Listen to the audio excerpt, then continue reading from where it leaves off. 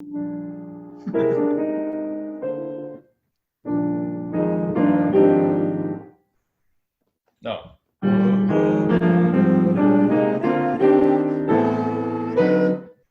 Something like that. Yeah.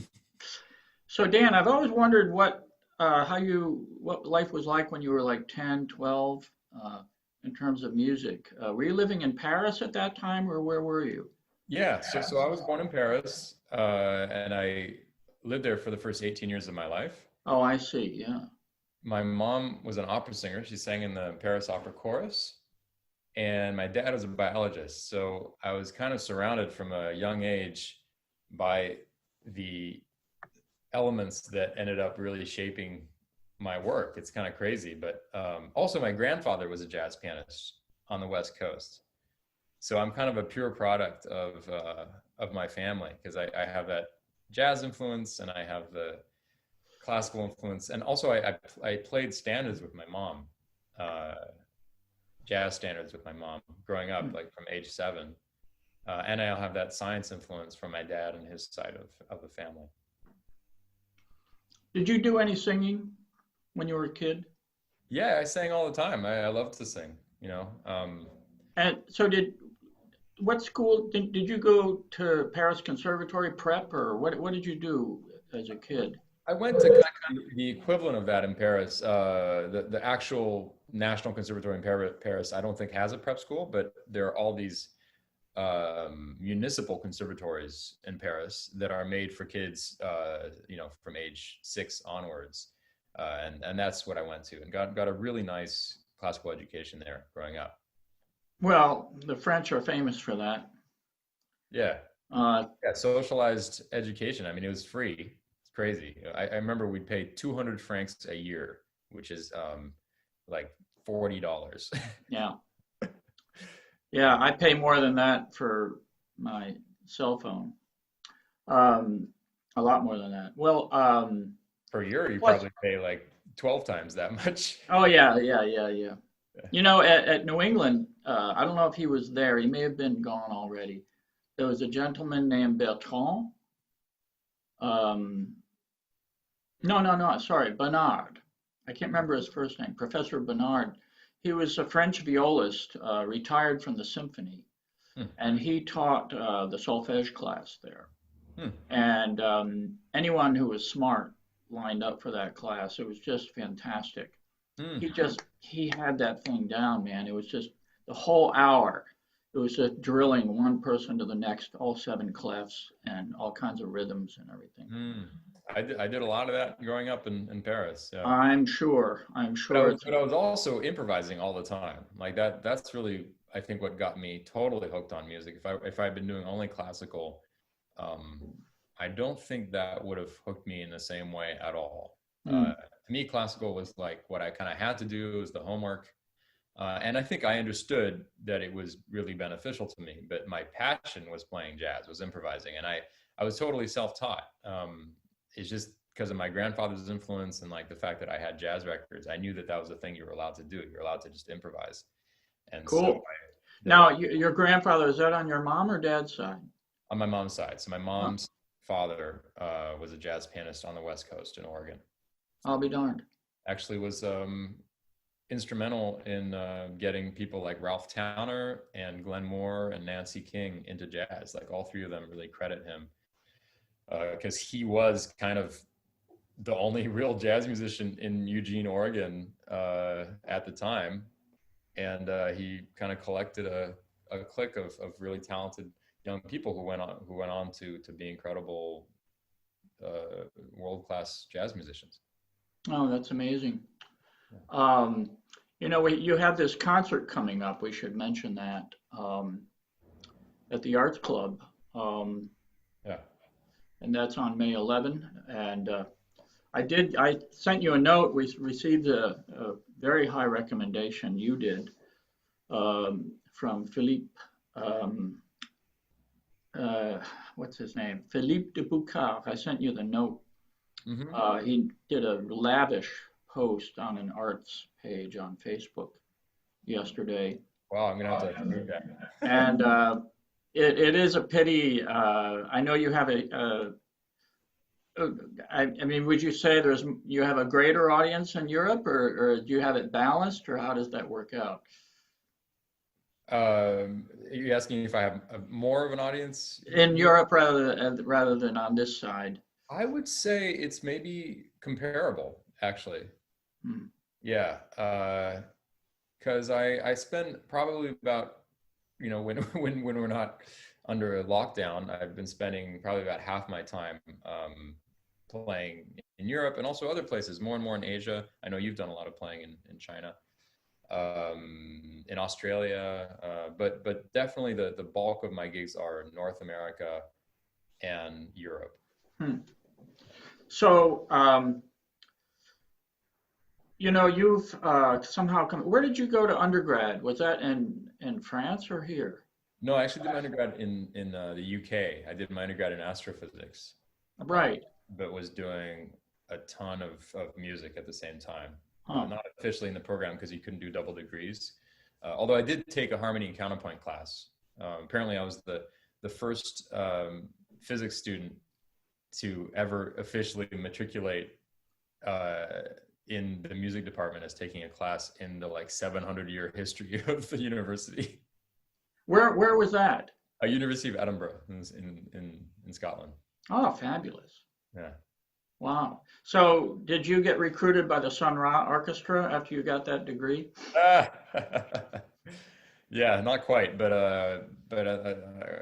at the same time, I'm still super fascinated by everything that's astronomy and astrophysics related. Actually, just last night, my girlfriend and I were finishing dinner, and we noticed that the moon was just beautiful. It's just about almost a half moon right now. Right. And I don't know how it is down in where you are, but here we are getting Spectacular. these unbelievably clear skies. Like I've never seen skies like this in my Yeah. entire time. And Venus, I think it was last night or the night before, Venus was inches away Yep. in the western sky here. Hmm. We have a Well, clear shot. so I actually have a really nice telescope in my room, and Ah, we were looking at the moon through my telescope. So, and it's just mind blowing every time, especially when the light is when it's a half moon, the light is coming from the side, so you get all these shadows on the craters, and it's very dimensional. You really see the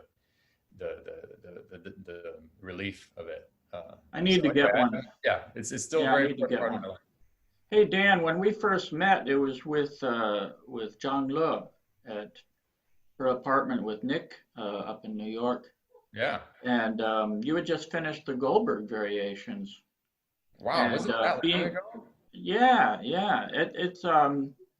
or it was around the time that you were doing that, and of course, being a serious pianist myself, I was extremely skeptical about that.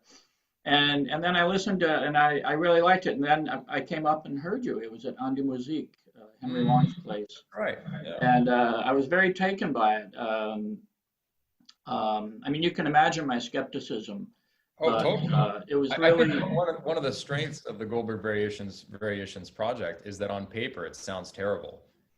It's kind of like anyone who reads about it is like, oh, come on, man, that's gonna be terrible. And then I think at this point I've been able to do it with a sufficient seriousness and like years and years and years of kind of finding out how to make it work, that it does work. And so then it's really a surprise for people going from that skepticism to realizing, wait a minute, this kind of does work. well, let's face it, it was written in order to put somebody to sleep. So then you add the other, 32 more variations. I mean, what good could possibly come from that? But I did not fall asleep, and I was quite engaged. But that's an apocryphal story. I don't Really, think it is? it I is. thought Yeah.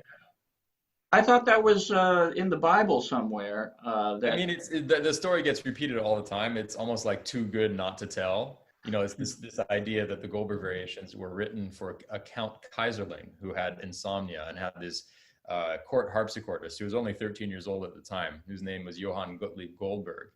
And the idea is that he commissioned Bach to write him a piece that could be played for him when he couldn't sleep. So first of all, it's not a piece in order to put someone to sleep. It's a piece to entertain somebody who can't sleep. Oh, I see. Which is different.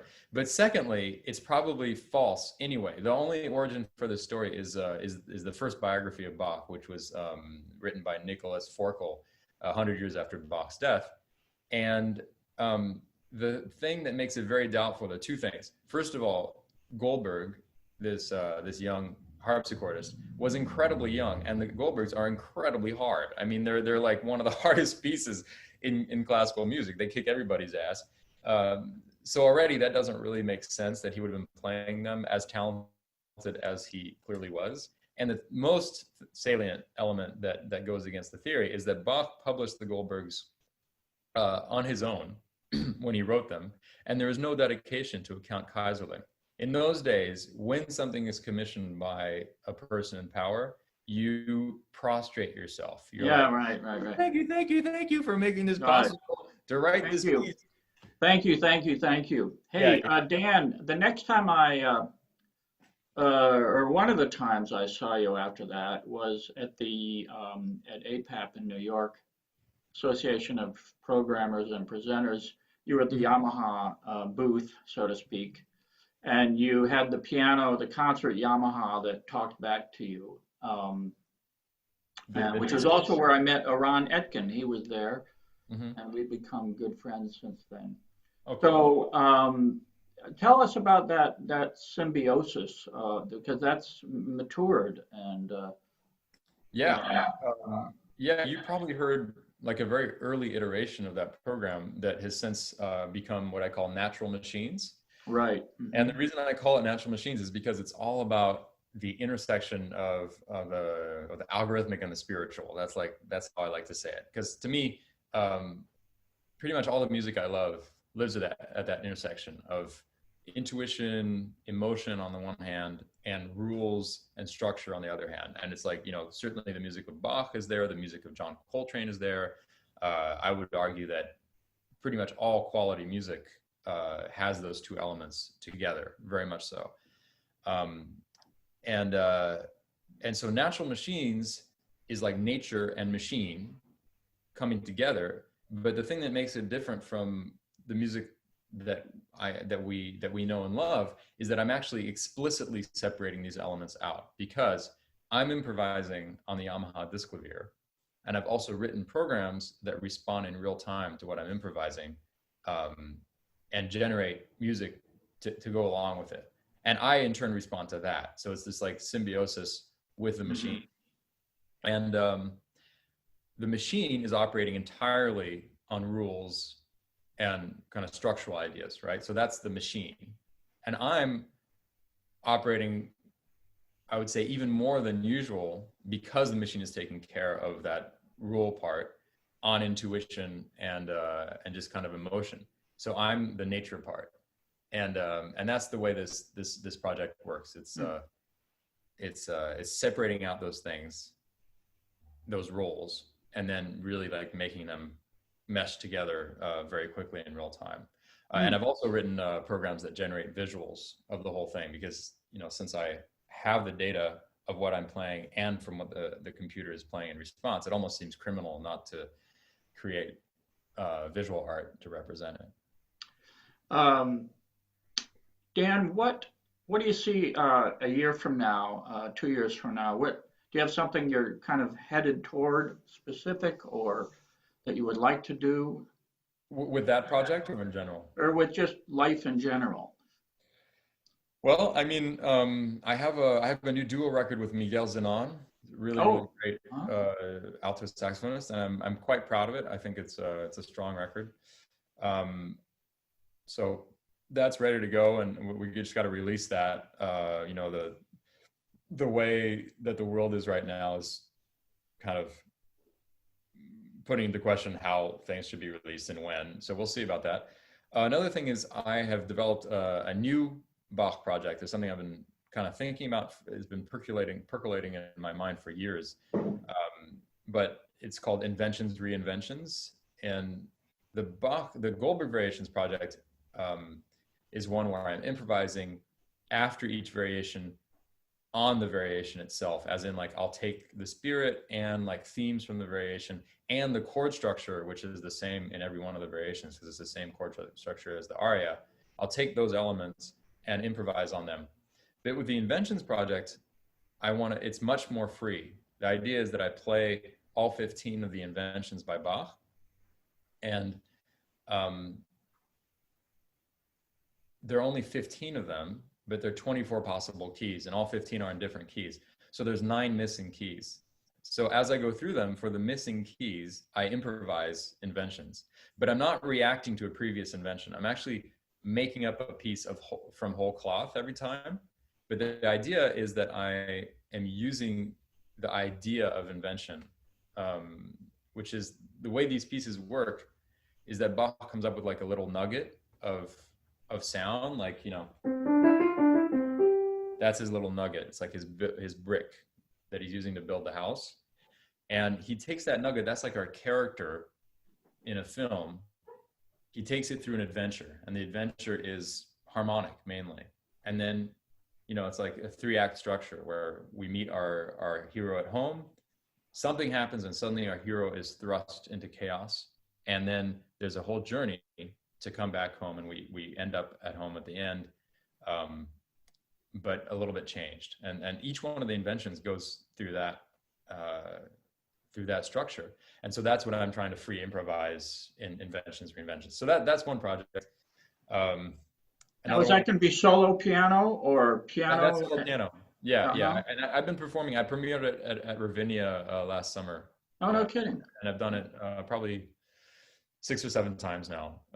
So I want to show it to my, I require all my students to learn a boatload of Bach. Great. So by the time they're out of high school, they've done quite a bit of well-tempered clavier.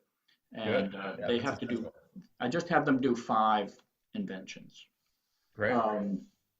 C major, D minor, F major, A minor, and B flat. Great. But it's very foreign to them, you know that?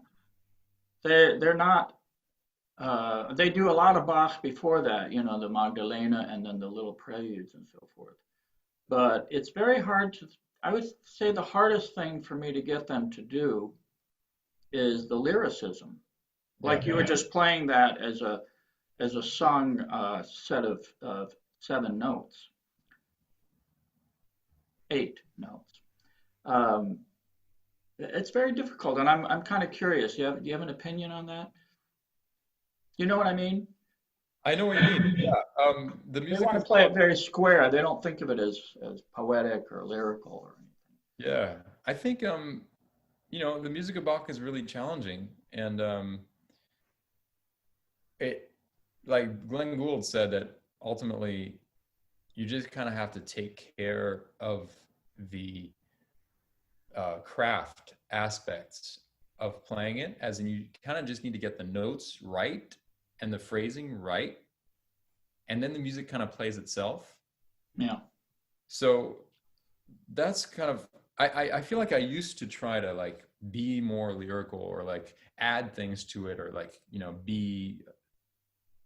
have my interpretation. And as I mature more and more with Bach, I actually try to do less and less. I try to just get out of the way and let the music speak, because there's so much in the music.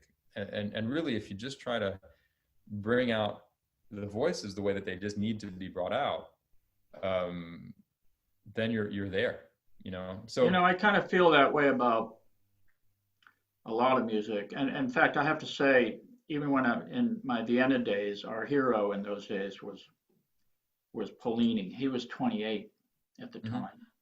And he was playing everything, you know, Boulez's Second Sonata, complete Schoenberg, Webern, Debussy, and of course, Chopin. But what I liked about Paulini is I always felt like he was just playing the notes. And I really liked that.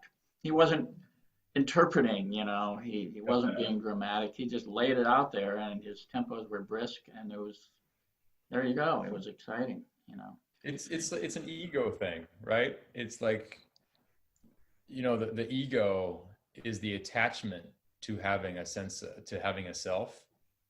And people who are a little insecure, they want to prove that they have a self. So it's like, well, I play it this way, you know. But when people get more secure, they don't care that much. It's just about the music. And so somebody like Paulini, I feel like, is able to just kind of really erase himself. Yeah. I think it was Stravinsky that said he got tired of conductors saying my Beethoven eighth and stuff like that. You know. Right. Hey Dan, I want to talk about the past a little bit. I want to talk about Lee Konitz, and I know you worked with him for a dozen years or so, and I'd like to hear about how that got started and how it changed you. So I met Lee in 2007. Actually, I met him, I think, in 2006, in late 2006, but started playing with him in earnest in 2007. We were introduced by Martial Solal. So growing up in Paris, Martial Solal was one of the greatest French jazz pianists, and who was a longtime collaborator of Lee's, and who was about the same age. They're only a few months apart, actually. So Martial is now 92 and a half. He was kind of a mentor to me in France. I took a few lessons with him and was always very influenced by him. Amazing personality, an amazing musician. Anyway, I got to New York, and I was listening to one of his duo records with Lee. This is a record called Star Eyes from 1992, I believe. Beautiful duo record.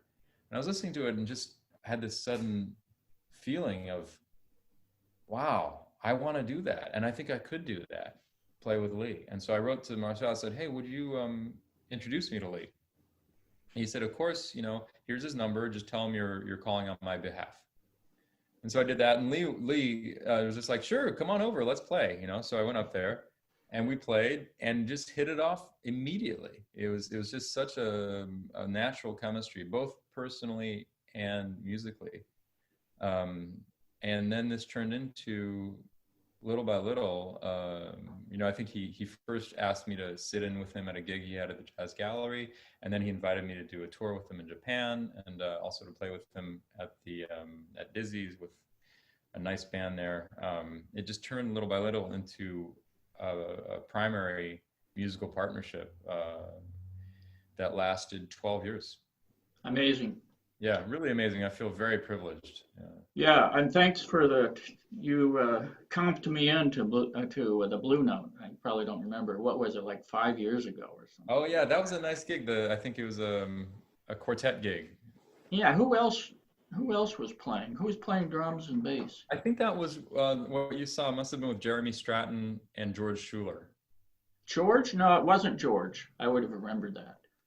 So that might have been the previous gig then, which was with Pete Bernstein. And I think, I'm not totally sure who was on bass and drums now. That was quite a while ago. It might have been Ray Drummond on bass, and maybe Matt Wilson actually on drums. It's terrible I don't remember. I have a photograph somewhere. So, yeah, I've been spending a little bit of time with George lately. You know, he's managing. He's at he was back in 2 months ago, spending a lot of time down here managing his father's archive at the Library of Congress, which is a lifetime of work in itself, just all the stuff. But George is an interesting guy. We just got acquainted lately, even though we've kind of had parallel something or other over the last decades. Mm-hmm. But I know he was very close to Lee as well. So Dan, are you looking at educational things in the future? Do you have anything specific in mind, or is that still kind of out there somewhere? I could see myself, you know, teaching at a university at some point. But up until now, I've just been touring way too much to do that. And I'm not in a terrible hurry to do that. I'm actually going to start a doctoral program at IRCAM in France next year. Oh, no kidding. Oh my God. Hmm. Yeah. Wow, that's fantastic. Yeah, I'm excited about it because it doesn't require me being there. I can just be in touch with my thesis advisor and develop my work and then write a thesis. I don't have to do any teaching or take any classes or pass any exams, which is the way doctoral programs work in France. Yeah. Uh, and Well, that's the European model. You're reading, and you're expected to be have your own guiding light. exactly. And IRCAM, as I'm sure you know, is one of the leading research institutes in the whole world for music and technology. Sure. It's founded by Boulez in the 70s.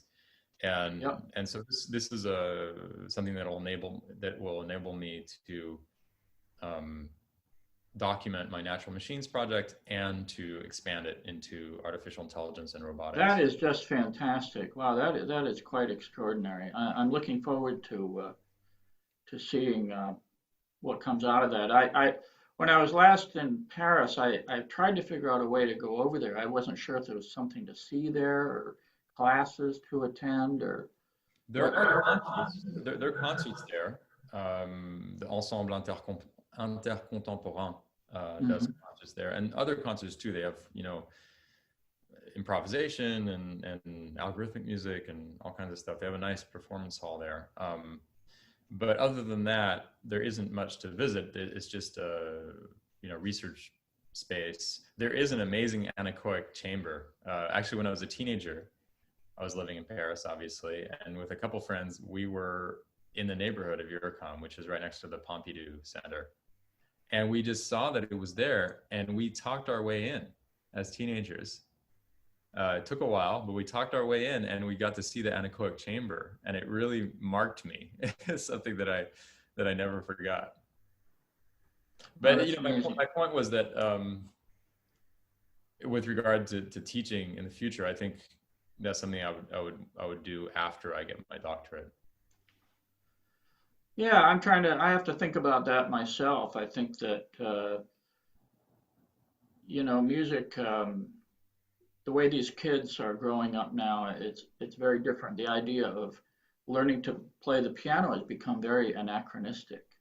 Yeah, I think it scares me.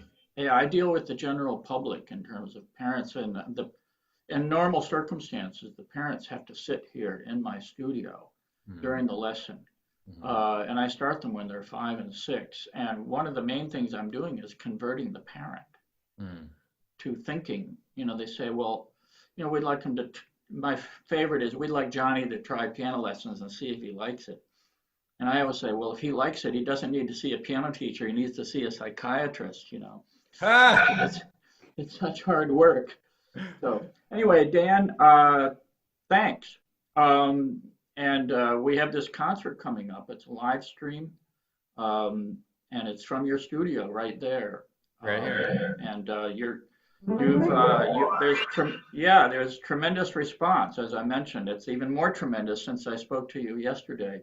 I'm really excited about it. Yeah, there's a lot of excitement about it, and thank you so much for making it happen. We really need people like you in these very strange times to be really, grabbing the bull by the horns and making the most of this situation, making these opportunities happen. Well, it's a pleasure, but I will tell you, everybody is doing it. Every day I look on, now we have entire orchestras, by the way, that are playing to click tracks on Facebook. So we'll see. It may change. I'm very concerned about Smalls and Mesro, our good friend Spike Wilner. He's also, thinking. I know he's thinking all day long about where performance is headed and so forth. So Dan, we'll see you, if not before, on May 11th. And I'm putting the ticketing info on the interview so everybody knows. Thanks a lot. And we should do this again. Yeah. Looking forward to it. Thank All you. right. See you later. Good luck. All right. Thank you. Bye-bye.